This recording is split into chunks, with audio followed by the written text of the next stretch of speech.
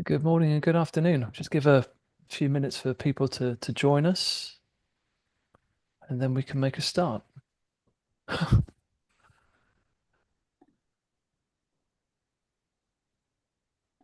So where Liz has a pretend phone call.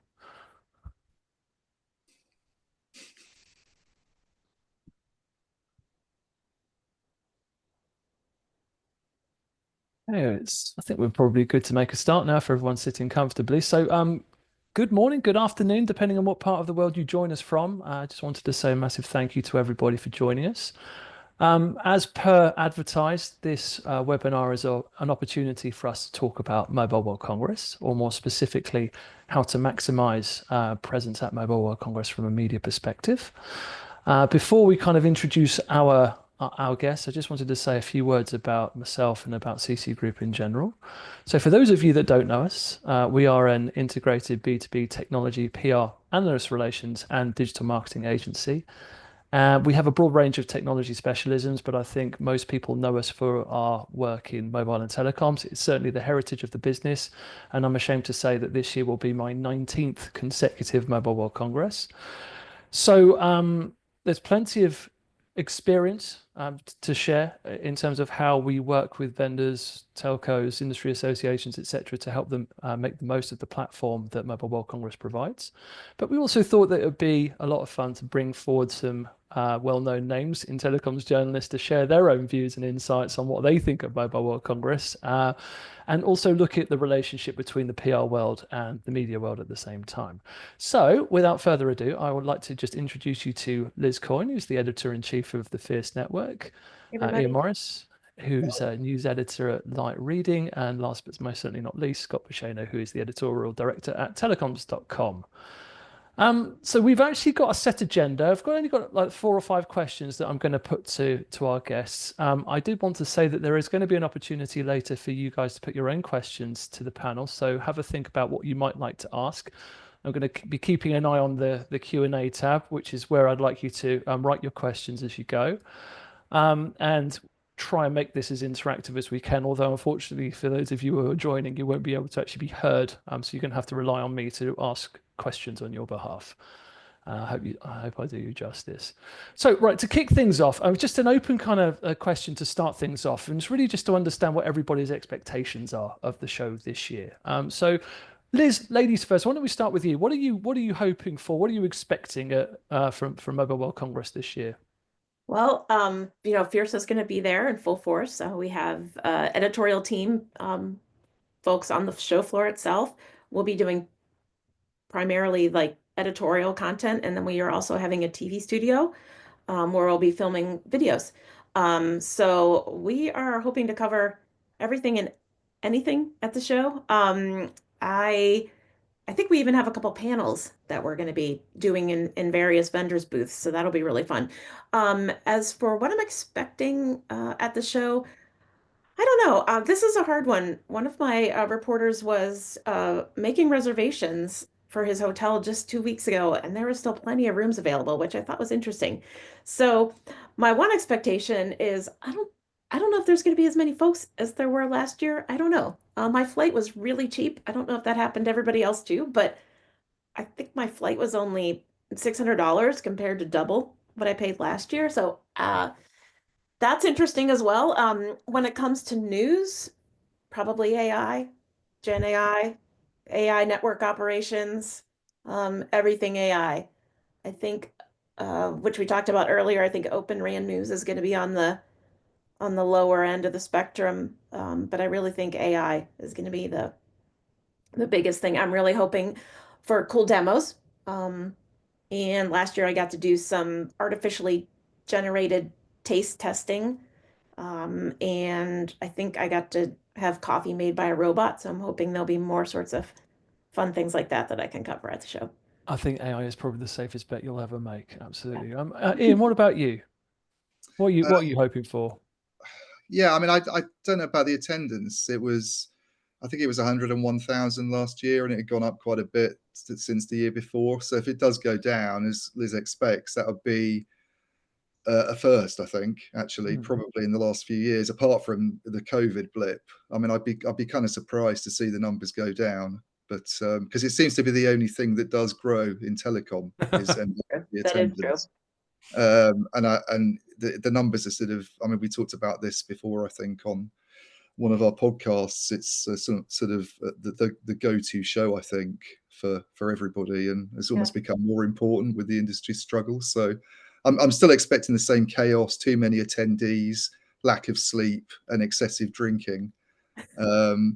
And what I expect for myself, I guess, in the publication, I seriously, on a serious point, I sort of usually see it as a kind of thematic guide, I guess, for the year's coverage, and would not expect that to change and wouldn't want it to change. It kind of typically shapes a lot of the content that I tend to write, I think, and the questions I usually ask in the following months. And that's kind of why I go from an editorial perspective. Oh, thank you. And Scott, what about you? What are you hoping for? Yeah, a couple of thoughts. Like the show itself, I think less sort of big stories have come out of it than, let's say, a decade ago. And one of the reasons, and we might have spoken about this on our podcast that you were on recently, Paul, is the mobile handsets are pretty boring these days. So, but it's still really important as a networking event, and it's a place where everyone just gets together and compares notes and establishes themes, as Iain said. So I'd also be surprised to see it go down, attendance go down. But if it does, it'll be fascinating to pass that and work out why, because it won't necessarily be the show's fault. It will be because people are either feeling really skint, or they've just decided they get less from it than they used to. And then regarding the actual themes, the AI one, the interesting thing about the AI theme from a journalistic point of view, when you know that there's going to be thematic spam, i.e. people are going to stick AI on everything. And the industry and all industries, I guess, tend to be a bit buzzword driven. It's like marketing departments are scared of being left out. But a big part of the journalist's job is to pass that marketing and try and get under the skin of it and work out what's really going on. Like just today, we published a story talking about smartphones. Samsung just launched its latest flagship, and it was banging on about AI. And all it really is, I mean, I've got a Pixel, and all it is the Google Gemini AI. Samsung hasn't done anything clever. So there's an example of like Samsung going on about AI, but in practice, it's just sort of table stakes. It's the kind of AI that will be on most, if not all, Android phones eventually. So there's just an example of trying to pick through it. But yeah, what AI means in terms of Gen AI, how we're going to interact with it. And then as Liz touched on, AI more in the plumbing, how managing networks and optimizing and automating and all that sort of thing. So that's obviously going to be a big theme. Mm-hmm. I think your criticism of AI is more aimed at the PR community rather than necessarily at Samsung specifically, right? And the good old AI washing and trying to kind of hitch wagon to something which is very, very topical. And let's face it, hugely valuable if you look at the companies that are trying to lead. Yeah, no, I just picked Samsung because they launched their thing today, but it could have been anyone launching their Android phone and going big on AI. My point would be that the AI is provided by Google, not by the handset provider. That's all. Okay. So am I there to assume, leading into our next question, that AI may or may not be a theme of interest for you at the show, Scott? Oh, it'd be a theme of interest, but I'll probably try and write the sort of thing that I've just previewed now. You know me, I like to try and write slightly contrarian, going against the hype grain a bit. And I do think that's part of a journalist's job anyway. It's not just me. Mm-hmm. So I may well do, everyone's going on about AI, what's the big deal type of attitude is what I might strike with some editorial if I get the time. Yeah. And Iain, you're a person that likes to get irritated by AI on a fairly frequent basis. So what other, I'm not expecting that to be high on your list of priorities, but when you look at a show like Mobile World Congress, how do you actually determine the themes or the topics that you kind of want to cover in any real depth, or is it driven by the who you want to meet rather than the stories you want to cover? Yeah, I mean, it's to some extent driven by the who you want to meet. I mean, you have your own interests, but a lot of it just comes from what the industry is talking about at that time. And if everybody wants to talk about AI, then I guess you'd be stupid not to take an interest in it and be covering it. But I mean, I do expect AI to be a big theme. But the question for me is, why are we talking about AI at a telecom show? because it's become such a generic thing. And if it's just about chatbots and stuff like that, which seems to have been what people have been talking about for the last 2 years, you could be at a banking conference, frankly, and be talking about AI used to develop chatbots. It's not a telecom specific thing. And so I'd quite like to hear more about AI for the network. As Scott just mentioned, what's its use on the network side? Because it is a network show these days. It's not really a smartphone show anymore. It's not really a gadget show as much as it was. It's more of a network show. So why we should hear more about AI's relevance for the network. And I do think there'll be some talk of that. And then a lot of it will be, I don't really expect anything radically new. Like Liz, I think maybe Open RAN will be a little bit of a lower priority this year, partly to do with AI, I think, that's sort of superseding it a little bit. And maybe it's just kind of being taken for granted now, I think, to some extent, and it's not produced the kind of new companies as options that it was hoped for a few years ago. But I don't think there'll be anything radically new. There'll probably be some talk of APIs, network APIs, which is a big theme last couple of years, will come up again. And what sort of progress are we seeing? It's hard to think of anything that'll appear there that we haven't really considered before already. It'll be more of the same, and that's not a bad thing, because I think you want a status update to some extent at Mobile World Congress, a kind of sense of where you're going and what's happened since last year. So I don't think the sense of deja vu is necessarily bad. Liz, anything that Iain hasn't mentioned that you would kind of shout out as something that you or indeed Fierce as a whole are interested in this year? We're definitely interested in, obviously, AI and network operations. I think last year there seemed to be a mad scramble to attach AI to the announcements, almost at the last minute. So I think maybe we'll see some more in-depth and also is very Gen AI, and like Iain mentioned, customer service, chatbots focused. I definitely noticed that at the AWS exhibit. But this year, I think, like Iain mentioned, network APIs, I'd be interested to get an update on that from some of the vendors. We'll also be covering a lot of private 5G, which I definitely think is going to be a big topic, probably in the telco booths like AT&T and Verizon. They always sort of have like an IoT network demo with trucks and tractors and race cars. I expect there to be a lot of private 5G networking talk at the show this year, in addition to, like Iain mentioned, the network APIs. Network APIs have kind of been on the up and down, almost like the Open RAN meter that I've kind of come up with. Gosh, network APIs have been around for 10 years now, right, Iain? I mean, when I was, probably before COVID, that was a really big topic. And maybe they're finally starting to become relevant and usable, but I think they're relevant and usable more than they were. It's been done, but I still don't think it's the kind of, it's not going to restore health and growth to this industry. Exactly. No. It's positioned by some companies like Ericsson, for instance. I don't see it as a big savior and a kind of revenue growth thing that they were hoping for. I don't think many people would doubt the potential, and it's all about how quickly can the applications satisfy the hype that surrounds it. And I know that it's something which obviously the GSMA themselves are passionate about with their Open Gateway initiative. So I'm sure there's plenty in store for us at the show in a few weeks' time. So we'll wait and see. I'm curious though, as individuals, you're obviously looking out towards the show, right? And you are going to get all manner of exciting offers from the PR community. How do you determine and how do you decide the opportunities you accept and those you decline, ignore, etc.? So why don't we start, Scott? Why don't we start with you? Okay, well, I've got a slightly novel situation because I'm the sort of nominated front of the video camera guy for telecoms.com. I say nominated, I kind of nominated myself. And those are commercial videos. So, I don't want to overpitch our stuff, but this is our main source of revenue associated with trade shows in general, is that we go there, sell a video to someone, they speak to me for 5 minutes, and then we publish it on the site and publicize it. And it's a way of them extending their message beyond the confines of the show to anyone who wasn't there or indeed temporarily after the show. So I'm mainly doing that. And I've just come to realize I used to try and juggle both balls.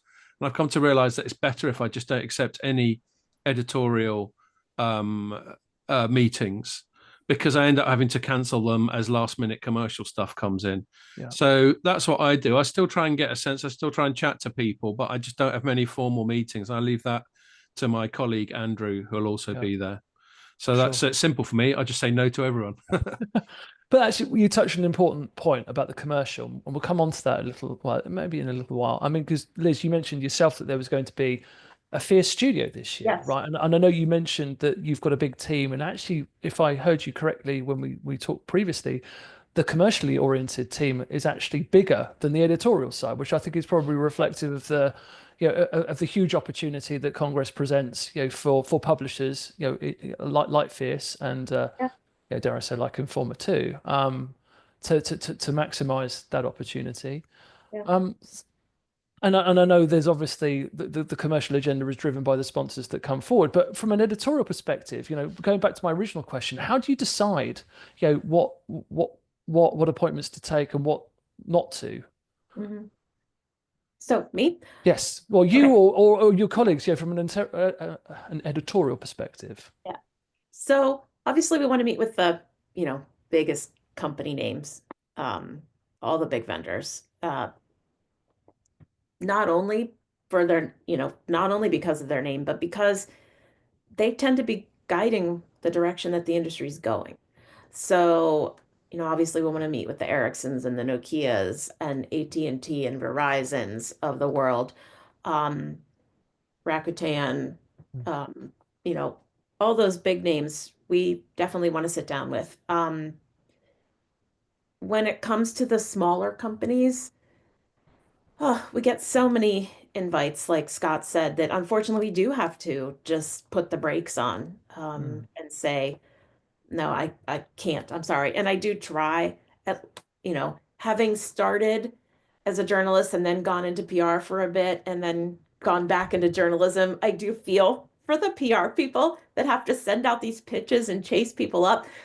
So I try to write back to everybody and say, no, I just don't have time, or ask some questions, and I do feel quite guilty if I take a briefing and then don't get to write about it. Because I think, like we talked about yesterday, if you sit down and take briefings, you just end up with so much information that you don't have time to write. So I tend to be really picky about the folks that I sit down and talk to, and the emails that I do respond to are the ones that tell a good story. And make their story relevant to, what's happening.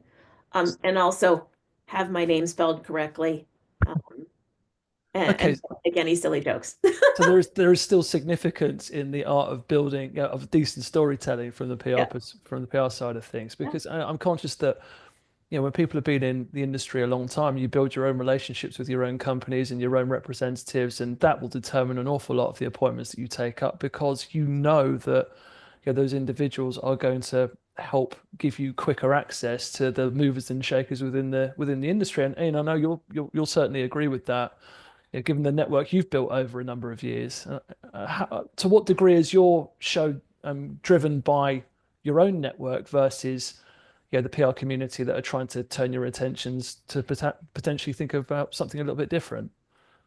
Yeah, similar to Liz, really. I mean, you want to meet the big companies, and I mean, ideally, you'd want to meet the small companies. If you were some kind of soothsayer with a reputation for kind of predicting winners, then you'd probably get a lot of traffic and interest from an audience if you covered the small companies and were able to kind of judge which ones are going to be the big deal in the future. But I'm not very good at doing that. Probably none of us are. So you go for the big companies because that's pretty much who the telecom industry wants to read about, I guess, and you're kind of driven by what your audience is interested in. So I guess I do go with an agenda of people and operators and large vendors that I'd like to meet, who you might not, and hopefully someone relatively senior on that side. And you obviously have your contacts, but the people that you might not even speak to online that much each year, and actually one opportunity to kind of have you kind of meeting with them and get as much from them as possible. So it's hard. I sympathize with PR agencies like yourself, perhaps, and other ones who are, or companies that are just doing it with an internal PR guy who are much smaller and aren't really on the radar. It's pretty hard. I don't think it's an easy job, and I don't think it's a show that really suits those organizations, to be honest. I mean, Wow. yeah. I certainly wouldn't recommend putting news out at the show if you're kind of an unknown, tier 3, 4, whatever player. Well, we'll come back to the news element. I just wanted just to double down on the appointment setting. So, obviously, question to both Liz and Iain: if you consider your schedule to be obviously 100% of your time, what percentage of appointments do you actually seek out yourself via your own networks, and how many of them are actually driven by the PR side of things? I mean, mine is most of it. I'd say 95% of it's driven by me reaching out. I kind of know who I want to meet, and I don't want to overbook meetings. I know there was some of the analysts I think are mad. I mean, analysts are pretty mad anyway, but people who go there and have 20 meetings a day, I don't understand that at all. And I know that this is one thing, and he wouldn't mind me saying this on a webinar, so I'll bring him up. But someone like Dean Bubley would say, this is one thing he doesn't really like about it, I guess, is kind of running around and you don't get a sense of what's going on.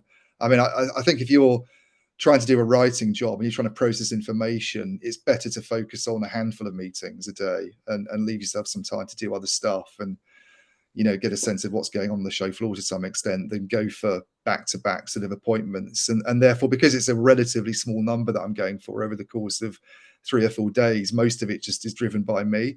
If NVIDIA was to write to me and say, Jensen Huang is desperate to meet you and he wants to do an interview with you, I'd pretty much drop everything else, write my one story, get 1 million hits, light reading would be happy with me, and I wouldn't have to worry about working again for 6 months. But that's probably not going to happen. So I have to sort of, drive it myself. Yeah, in fact, actually talking about themes, anything to do with NVIDIA is probably going to dominate, isn't it?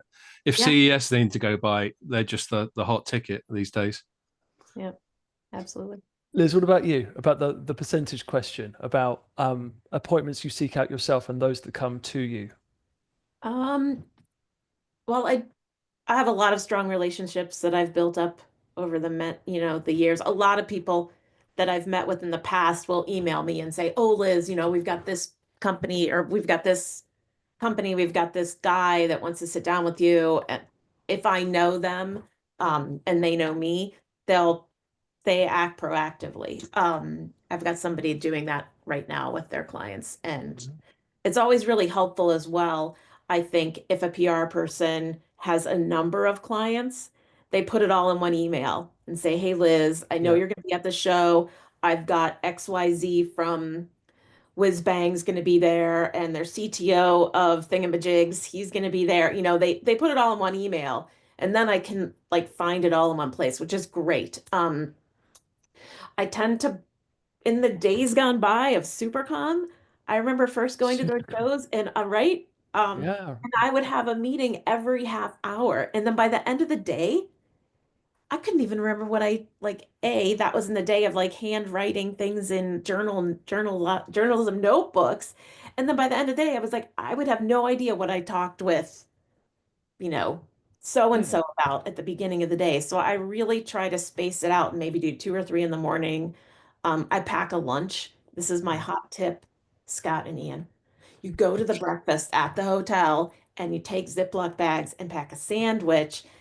And then you can don't have to wait in lines for lunch, and you can sit quietly in the press room and write while eating your lunch. It's my hot tip for I don't think you understand how our mornings work at Mobile World Congress, Liz. What? You just they're stumble out and you wake up hungover 5 minutes before your first appointment and leg it out of the hotel. Well, I've trained my team very well. We all bring our own sandwich bags, and we get up and meet for breakfast, and then eat breakfast, and then we pack our lunches. So, trying to get food. I guess that's the mom in me, right? I'm everybody's got their lunches lined up. We're going. But yeah, so I tend to have a couple meetings in the morning, then I sit down and write during lunch, and then have a couple in the afternoon. But the days of every half hour are gone, and and I pick and choose the people that I want to meet with. Like Iain said, usually my network, the folks. You know what? Actually, your point about food is well made, and just as I alluded to, that our bribe threshold is quite low, i.e., buy us a few drinks. When you're at the show, if there's a stand that puts on some decent food, seriously, you've got a fighting chance of a journalist turning up there as well. Yeah, we're simple beings. We don't have time to eat sometimes. And they give you in the press room, the quality of the press room food has gone down. It's like usually it's just like 12 cookies now. The quality of the press room's gone down. Yeah, the In press room. general. At least there's space now and it's open. Yeah. It doesn't have a funny smell anymore because I'm it's loving that an there's area. I'm loving that the client side of the equation get to see firsthand what a thankless task us PR people face Yeah. in trying to get you guys to do anything useful, because it does help take the pressure off slightly. And I jest, the pressure never comes off ever. Just but feed and still. water us, mate. It's not rocket science. Exactly right. So no, we talked about the news element, and we talked about the challenges you face trying to cover the show when you're there, right? And one of you alluded to the fact that you prefer to get the news in advance, right? Yeah. And I think, you know, it's reasonable to expect for your bosses to expect you to have, you know, a decent throughput at the show, and you actually write up some of the conversations that you're having. I don't think any of you necessarily have a mandate to hit in terms of stories per day, but how do you make sure that, you know, you are you know being efficient and productive and actually getting some stories online as you go, because it can't be easy. Iain, why don't you start with you as the yeah, I mean, I think news in the run up to it's useful for maybe getting a couple of things in the system so you don't have to worry about writing something on the Monday. I know in the last few years where I feel I've been less efficient at writing on the show floors, maybe it's just an age thing, I don't know. I've tried to sort of queue a few things up from having done interviews the week before or 2 weeks before, and if there's any news attached to that they can release under embargo, that's great. I'm not necessarily actually though against the idea of having news at the show. I totally agree with Scott's point where he said that there's less news at the show these days. I think everybody's thought it's better to get news out in advance or even afterwards. Let's not have news at the show. I actually think, I mean, it depends who you are. Again, if you're a tiny company, releasing news at the show is probably pointless. But if there's notice there of some big impromptu press conference organized by a few big kit vendors or telcos or the hyperscalers, and there's something important to say, as they presumably would, then yeah, I think that would be a good thing to sort of say, well, everybody was talking about this year, and did you hear what happened at MWC? And it would make it more worthwhile to sort of seem like you're there if you're a press person. So I seem to remember WhatsApp announcing its launch of a voice service at Mobile World Congress not long after it had been bought by Facebook a few years ago, and it just kind of made attendance at the event seem a bit more worthwhile, and that doesn't happen anymore. So you are just going around and doing your interviews and listening to, you know, there's not a lot of press conferences, are there? Not that I'm aware of anyway. No one really has them as far as I can tell. I think the last press conference I was at was 2 years ago. That's interesting. Yeah. And what about affiliated, like little smaller events like seminars, roundtables, that kind of thing? I mean, how many invitations do you get to those kinds of things? There's not a lot of that either, as far as I'm aware. I don't see a lot of that. I mean, there's the main conference sessions, which seem to be very much driven by people having a whinge about regulators. Yeah. The keynotes. The keynotes. Rather than the conference. There's two. Yeah, and then there's a lot going on. But I mean, I'm not aware of an event quite as much where I feel journalists feel they should avoid the conference session. Most of conference events you go to, you'll find reporters sitting there for some of what's happening, the smaller ones, the ones that are up to a few thousand people rather than 100,000. And I don't know anybody who really feels they need to go to those MWC conference sessions. They're all trying to line up interviews and meetings. It's almost like, I mean, they're presumably for people in the industry and there's some interest there, but they're certainly not generating news these days. And I don't get much inviting me to a round table or a press conference. I don't remember having that for years. Let alone a breakfast briefing. Shudder.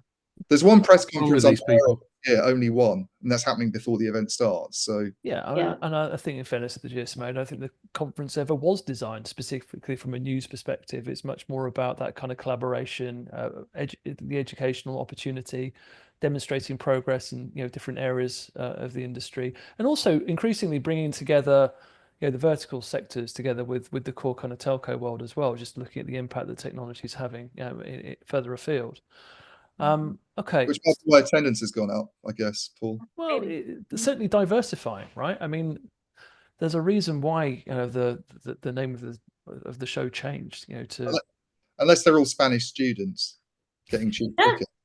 Well, not in my experience, there aren't a lot of Spanish students in the conference sessions as somebody who spends a lot of time in there. Okay, so going back to the smaller companies, right? Because I think, you know, as PR people, we'd all love to work with the massive telcos and the super vendors that you guys cover. But let's be honest, for most PR people, you know, the smaller or more niche, you know, vendors tend to make up the bulk of our client portfolios. What is your advice to the PR or comms people within those, you know, smaller, more niche companies as far as maximizing the show? We've talked about the news in advance, and, you know, I think this is probably an opportunity to reflect on the commercial side of things a little bit more, because, you know, I do think that there are more pay-to-play opportunities at the show than there used to be, which I think is as much about, as I said, the smaller independent publishers trying to seize on the opportunity as it is for a neat way for smaller companies to be heard, to be seen, and let's face it, to guarantee a captive audience where people like Scott and Liz's colleagues can actually listen and understand what these smaller companies are contributing to the wider industry. So Scott, why don't we start with you, because, you know, you spend an awful lot of time doing this stuff. Yeah, and I also within my team, I manage someone, Armita, who deals with the custom content. So I'm quite often interacting with her on that. My biggest thought about commercial content, whether it's video interviews that I do, or written collaborations, or webinars, or whatever, is it's still imperative for the vendor, for the person who's sponsoring it, who's conducting it, to make the thing interesting. And that's something that can sometimes get lost. This is a bit tangential to Mobile World Congress, so feel free to interrupt me at any stage, Paul. But you know what I'm like with my tangents. I am primed to stop you. You're more than welcome. But sometimes I think they get confused as to what it is, and they think it's a piece of outright marketing, and so they might fill the thing, whether it's spoken or written, with lots of commercial messaging. But then they're not putting themselves in the position of the recipient, of the audience, and they still want to you still want to hold people's attention, and ideally, you know, inform and entertain, which is how us journalists look at it. So that's just one thing I'd say there. Regarding like the long tail, the sort of the smaller vendors, I mean, it is really tough for them, and I think you've just got to be really focused. I think if you just say, you know, small vendor A launches widget B, you're going to struggle to get much coverage. Whereas if you find some way of maybe attaching widget B to a broader theme, without maybe overdoing the AI spam, but some kind of broader theme, and again, put yourself in the position of us journalists. We've got to have a news hook. You know, when journalists are writing a story, ultimately the question we've got to ask ourselves is, why should anyone care? By the way, Paul, are you impressed at how little I'm swearing? I had to censor myself there. It is noted and appreciated. Why should anyone care? So when we're writing it, you know, why should anyone care if vendor A launches widget B? We have to find a way of spicing it up a little bit and say, vendor A launches widget B, and that's why you, audience, should care. So those are two things I'd say, is just, you know, just think journalistically, and think, why is this story interesting to a neutral third party? And just to add to that, and for our own experience of doing videos with you guys and other titles previously, it's a very neat way of, especially if you've got a vendor has got customers at the show too, and that's the advantage and the opportunity that Mobile World Congress presents in bringing everybody together. If you've got a long-standing customer partner that's willing to kind of go and do a video alongside you, what a brilliant way to get a testimonial caught on camera that you can capture, market, share with other kind of potential prospects throughout the year, right? I mean, that is, and it's so difficult to try and get, particularly telcos, to get telco customers to actually promote the wares of a vendor. And sometimes putting a camera in front of somebody's face and giving them the opportunity can be a neat way of encouraging them to say yes. And I always think it's worth thinking about that, especially for the smaller guys that are looking for a little bit more notoriety, for sure. Liz, did you have anything that you wanted to add? I know, appreciate the commercial thing is one step removed from what you're doing, but you see what all your colleagues are going to be doing. Yeah, absolutely. So, you know, something to think about when it comes to the arrival of ChatGPT in the news world. ChatGPT can write a story from a press release, right? But what it can't do, and what my team is working on doing, is adding perspective, adding our own voices, adding analysis, adding customer references. So whenever you're pitching a story, you want to make sure that you're offering that opportunity. Like, yes, like Scott said, company A is launching widget B, but why are they doing it? Who's using it? Why should, like Scott Yeah, said, why should exactly. we care? What's the impact on the industry? If you can tell me that, because my reporters are not writing straight news anymore because ChatGPT can write anything. If you Google XYZ company news and, the Google News, the Google AI can just write the news story for us. But what we're trying to do is bring in our own voices, tie it to the industry trends, give some analysis, set us apart from, anything that's going to be generated by this here Amarak computer that I've got on my wall, which is my new debuted artwork for this podcast show specifically. But we want to make sure that our jobs remain relevant. We want to tell good stories that Gen AI can't write. So Brilliant Uh, segue, a way of promoting your picture as well, Liz. I'm a big fan of that. Iain, you mentioned 95% of your show plans are driven by you and your own network, the people you know, and in part the stories you want to tell, right? What determines how, the success of the 5%? I mean, that does feel like, a forlorn task. But if a vendor has got aspirations to be in that 5%, how can they make their that's life how easier? exact those figures are now that you brought them up again. I don't know what the split is, but yeah, I mean, it's difficult. It's, as I say, if you get like a great offer from, I mean, obviously, I'm probably not going to be interviewing Jensen Huang, but let's say AWS wanted to put someone fairly senior in front of me, and I'd not thought to reach out to them. And it's like, well, it's AWS; they've got a big telecom play, or a company that size. You're probably going to sort of think this is somebody I should be meeting there.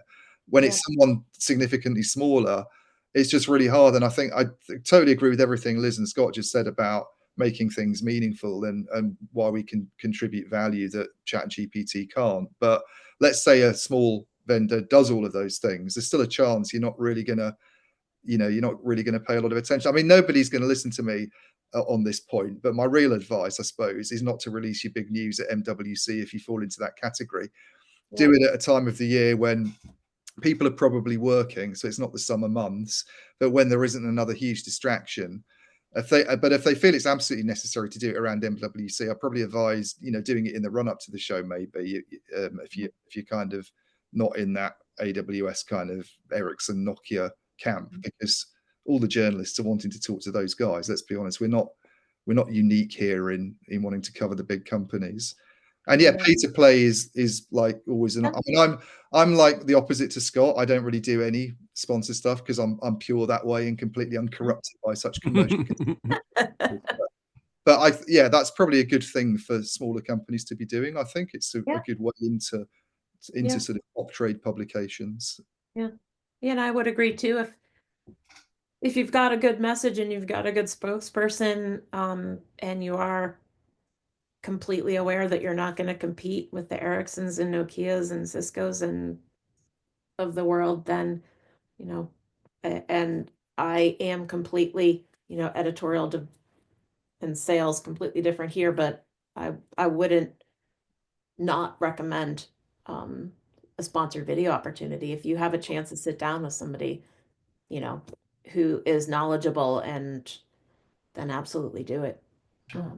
And you guys are quite within your rights to mention some of my clients as the hottest tickets in town as well, which you've failed to do so far. So that's just Trying to be neutral, Paul. Forward to Tuesday night. There you go, Tuesday night. Tuesday night. Okay. I just didn't remind everybody you have the opportunity to ask your own questions by the Q&A function within Zoom. So please write them up, fire them in, and we can Ask put us them anything to the team. I actually have a question that I've wanted to ask you guys, and that's really kind of from a PR side of things, right? What does the PR community do to really drive you mad in the run up to Mobile World Congress? And feel free to kind of pull no punches. And why don't we start from Scott, because he's the most likely not to pull punches. Do you know what? I've been doing this job now for 10 years, and I think over time, me and the PR community have reached a mutual understanding. That I would defer to you on this, Paul. Obviously, you're running a PR agency, but I get the impression that sometimes, and this definitely doesn't necessarily apply to CC, but I'm talking about agencies on the whole, you get the impression that things can get a little bit spammy. There's a bit of a numbers game where it's just send an email and then follow up on the email. Like, for example, now I work from home, so it doesn't apply anymore. But when I still work from the office, I just stopped answering my phone because 90% of the calls were someone working at a PR agency saying, I'm just checking to see whether you got my email. And of course, it didn't bounce back. So they know that I got their email. It's just that the process, presumably, they've been told that they're more likely to get traction on it if they chase it up over the phone, which is fine. I don't resent them doing it, but that can get a bit annoying, which is why I stopped picking my phone up. But that doesn't happen so much now. I think PR agencies have perhaps got a bit more sophisticated, and they realize that they can't go for this spam sort of direct mail sort of approach. And they actually have to know not just the titles, but the individuals they're speaking to and what works best with them. And, and us journalists, we appreciate it if you, like, I'll always pick up the phone from you, Paul, because I know that when you do ring me up, it's something substantial. And so, yeah, if it's someone you've got a good relationship, you will pick up the phone to them and they'll go, just thought I should bring this to your attention because you might find it interesting. You go, much appreciated. You still might go no, but that more bespoke hands-on approach, I think, works. But yeah, I don't get very annoyed by, I suppose the most annoying thing is that they get me drunk too much and they're going to be the death of me. That's terribly annoying. What would you say, Iain? Would you echo Scott's comments, or would you kind of add anything? Yeah, I don't really get annoyed. I mean, I know it's fashionable in some quarters of the telecom reporting community to have a go at younger PR agency people and make them feel very small and insignificant on the telephone, that they don't know very much about the technology. I think that's a foul practice, personally. So actually, a lot of people don't. Yeah, I agree with Scott. I've been in the industry for a while now, and when I was in the office and you had a fixed phone, it used to be people phoning you up. And of course, these days, millennials don't really like using the phone. So I think that's one reason nobody phones, or they just send emails. But the ones you pay attention to are the ones you've got a relationship with, of course. So there's only really a handful of agencies that I think make a good effort to, get to know journalists properly and know what your area of interest is and do something like this, for instance. It's the ones where you've never really heard of the agency before, or you just get that one email a year that comes to at MWC time that's very bland and spells your name IIAN or calls you Lane or something. Those are the ones that clearly are, if I'm going to get annoyed, that's probably it. But yeah, it's pretty easy. I love that story. Liz, would you add anything on top of that? Let's see. When I did PR, I would always encourage my team to find out what the specific reporter that they're emailing writes about and covers, and get to know them a bit before they just blanket email pitch in a mail merge. Because I might get an email saying, oh, Liz, come talk to XYZ about data centers and AI, but really that's my colleague Diana who covers that. So it get to know the person, write a personal note, don't do the mail merges. And also, if we don't get back to you right away, don't follow up, like Iain said, relentlessly. Or I got an email back in October asking for an MWC briefing. And I looked at it and I was like, what? At first I thought, MWC, like, that's in March. And they followed up the next day just to make sure you got the email. And I was like, could you email me back in February? I'm not thinking about MWC right now. But also, we're people just like the PR people are. We've got busy schedules. We're trying to crank out stories and edit stories and, and manage our own personal lives with kids and pets and dogs. So, just understand to, be understanding that if we don't get back to you right away, like, you don't need to follow up by phone the next day. And, we're doing the best we can to stay afloat. Right, and it helps you obviously working both sides, as you said before, right? So I think you having been in that situation yourself, I know you could probably empathise a little bit better. Which is not to say that Ian and Scott don't empathise, because you are, No. definitely two of the nicer people Oh, in bless the you. telecoms PR world. And I'm not saying that just because you said yes to this. I genuinely mean it. But yeah, I mean, it's difficult, right? I mean, Yeah. from a PR perspective, I mean, we talked about it the other day, didn't we? We've got to be nice to everybody. We're jammed in the middle. We've got to try and appease client expectations as well as trying to do our job and trying to secure as much positive coverage for our clients as we can. And that does require patience. It requires a bit of tact, and let's face it, it does require an awful lot of commitment and dedication to the relationship-driven part of the job as well. And I'm lucky, we're lucky because we've been ever present in telecoms for such a long period of time, and there is a lot of continuity as far as the journalist community that we have literally grown up with over a lot of years. So I think it's easy to take that stuff for granted, but the fact that my number is in all of your phones and I'm calling, you will answer, that is years and years and years of dedicated commitment. Can't buy that. Point. But it's about putting the effort in, isn't it, Paul? Because you've done that, and there are, you can tell when people have put effort into anything, and you can tell when people have put effort in on the PR side and when they haven't. So I think that those are the ones we've got a good relationship because we've known you for years, but we didn't always have a good relationship because there was a point when none of us knew you, and that's just the product of you doing the right outreach, and eventually we're going to respond. And there's a way to do it. There's a way to do it, and some companies don't do that. So they're the ones you're going to ignore, I guess, or just miss what they're they're trying to tell you because you just don't look out for it. Whereas, like Scott says, if you phone me, I'll just answer it straight away. With a sense of due dread as well. But okay, we've got some questions coming in now, so I'm going to start. I'm going to give a chance to represent our audience here. So, first question I've got is open question. What do you look forward to most, and what do you dread most about Mobile World Congress? Liz, you look like you're desperate to answer that one. I am. Ian knows this about me. I love riding a train. I'm like a crazy train person. So I love riding the subway there and back. And I love that we get the free passes because it's just awesome. And you don't have to wait in the hour-long taxi line. I like seeing everybody because the world has become so remote. Like Scott says, he works from home. Ian works from home.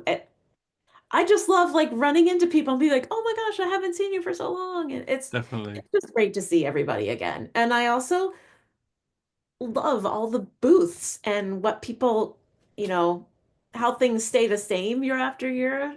You can tell that they just like pull the curtain down and then open it back up on the, some booths.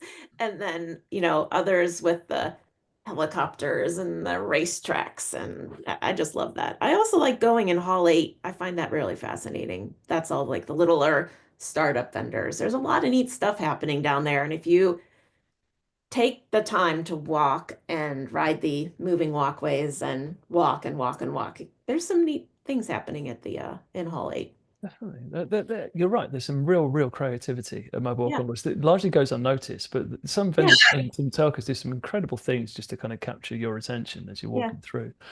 What do you dread? You talked about what you like. What do you dread?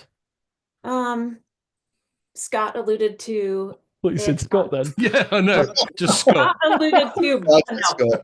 Scott, no, I don't dread Scott. Scott alluded to breakfast briefings when you have to be somewhere at the crack of dawn. That's hard because, we all have to take the train or a taxi and, getting up, leaving your hotel in the dark and coming back to your hotel in the dark in a beautiful city like Barcelona is something I dread.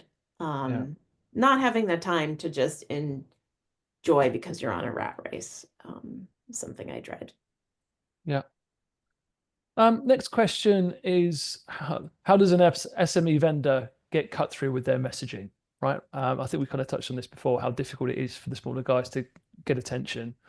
And this is going to the nuance of the actual story that they're trying to put together rather than relying on the prominence of a name or of a spokesperson. So what would your advice be on that, Ian? That's a hard one. Yeah. I mean, to you. well, as I say, I just think MWC is a really difficult one for an SME vendor trying to cut through. I just don't think it's necessarily the best time of the year to do it. I mean, it's a year-round industry, right? It's not like we all kind of go away and don't do anything for the rest of the year and we're all writing stories. So what my advice would be, I mean, if people are thinking that as an SME vendor that's quite small, that's the best time to get news out because there's a lot of attention on the industry, I just think that's kind of mistaken. I mean, if you are going to do it, they're talking about messaging there and how to sort of refine their messaging. I mean, I guess you've got to sort of have a fairly good knowledge of what sort of tickles journalists' interest at that particular moment in time. So maybe some of the feedback we provided earlier about what the big themes are going to be and what we're especially looking for this year. And maybe there's something you can latch onto there. I mean, I'm not saying just put AI in there because it's going to bring up a buzzword that everybody else is mentioning. But if there's something that's relevant on the network side, for sure, I think that's something that we've kind of been missing, is this sort of why is AI important on the network side necessarily, rather than in just a sort of generic chatbots way. So I guess it's just trying to press the right buttons. It's kind of hard to answer without knowing the specifics of what the company does, but yeah. Well, I can help. Liz, you look like you want to say something. I do just know want the to ask Ian question has come in from a vendor yeah, I that see that. specializes in private networks, which is, I know, something you mentioned earlier. Well, and I had a question for Ian, and I just thought of this. Would you take a brief? Sometimes I feel like there's a lot of expectations to write a story after a briefing. And then people follow up with you, like, are you going to write that story? Are you going to write that story? I might be more willing to take a briefing with an SME vendor if they just said, like, you don't want to stop by for 15 minutes. I'd love for you to meet my CEO and have a cup of coffee so we can tell you about the company. No expectations to write a story, but maybe we can connect up, at a later time in the year when it's not as crazy. Would you do something like that, Ian? I agree. Yeah, I think that's a good point. Yeah, I mean, I don't think any of us would feel bound to write something anyway. I mean, I agree with what you said earlier, Liz, that if you are taking people's time and you're taking time out of your own day to do briefings, you probably want to write something. You don't want to go and do lots of briefings and not generate any content based on them, because it gets the sort of question is, what's the point, really? But I think if there's an understanding that there isn't an expectation there, and this is a get to know you and find out a little bit with a view to speaking to them later in the year perhaps, but let's have an initial coffee or a beer even in the evening, then I think that's a good starting point for sure. I think it plays back to the conversation we were having earlier about PR best practice and establishing relationships. The dynamic, a couple of dynamics I've observed over the past decade is while the ratio of PR people to journalists seems to have increased in favor of PRs, in part because there are fewer journalists because Google and Facebook nicked all the advertising. That makes it all the more imperative that you're able to have some kind of direct interaction with them. And this is a pitch for PR agencies, actually, Paul, you'll be delighted to hear, because a good PR agency will be the one who will be able to affect that introduction between you and your, you SME vendor who the journalist might not otherwise have heard of. And, people like Paul have got a certain amount of, I suppose, professional collateral built up, and they will expend it on behalf of their clients. And I think that's one of the reasons you retain a PR agency. So, yeah, I would say that. And that feeds into what Ian and Liz were just saying. Why not use Mobile World Congress as an opportunity for just putting your face in front of them? And then once they've met you for 15 minutes at the show, when they get a follow-up weeks later from you, they'll go, okay, that was that geezer or that woman that I met at Mobile World Congress, and we'll think about it a lot more than if it's just some random name on an email. And can I quickly actually just I wanted to answer the first question because I've got a very short answer. I liked what you two were saying about the social side of it, and on that, on that line, I've got a simple answer to what do you most look forward to and least look forward to each year at Mobile World Congress. I most look forward to Wednesday night, and I least look forward to Thursday morning. Yes.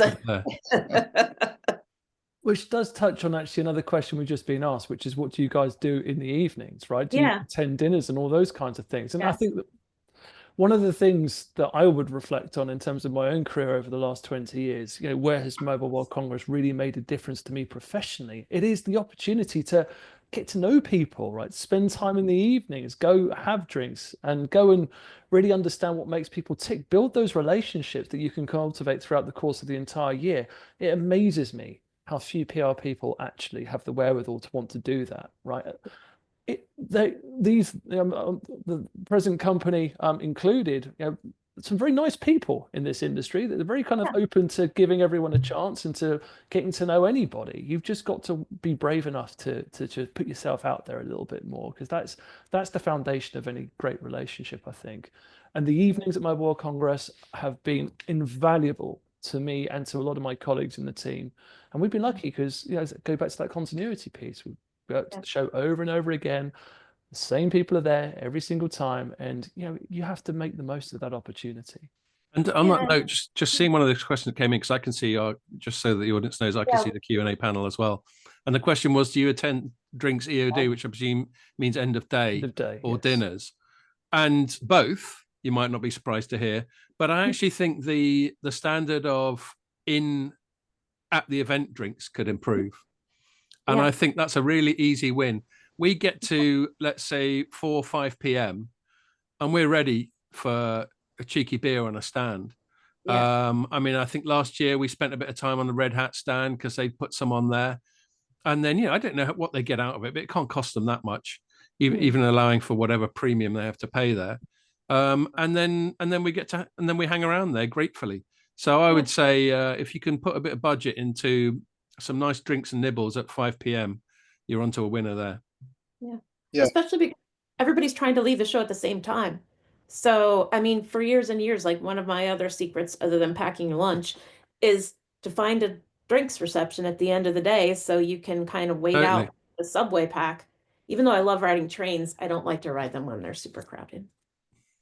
I was going to say, Paul, just going back to your earlier question about this SME vendor trying to get attention. Something occurred to me that might be useful as it's supposed to be partly about advice, but I think knowing the reporter is probably quite important because you get people. I mean, you can easily look up any of our names and see the sorts of things that we write about, and the sorts of things that we're interested in. And I think that's pretty key because you get a sense sometimes when people are approaching you that they've never ever looked at anything you've ever written. Right. So it's the extent where sometimes you've actually covered the story that they're pitching. And I find that you're talking about annoyance things. That's quite annoying when you've just written the story and 2 days later someone comes and goes, there's this really interesting development that you might want to know about. And it's quite an easy thing to do. And anybody who would to look up me, for instance, would see that I only ever seem to write about I've probably written the same story about 1 million times actually in the last 10 years. So, you can see what our interests are. Definitely. Right. I think last question. I'm just conscious of the time. And the question has come from a name I recognize, and I think might have something to do with the show's organizers, but it's really to get your views on the media center at Mobile Congress, a land that PR people aren't allowed to tread within, right? How's it working out for you? Is the connectivity good? There's been a question about food and hospitality laid on. Now's your opportunity, because you have a captive audience, I think, just to make some suggestions. And let's face it, let's please share praise where relevant as well, where earned. I think they a couple of years ago, they used to have the media village right slap bang in the middle of it on the elevated part.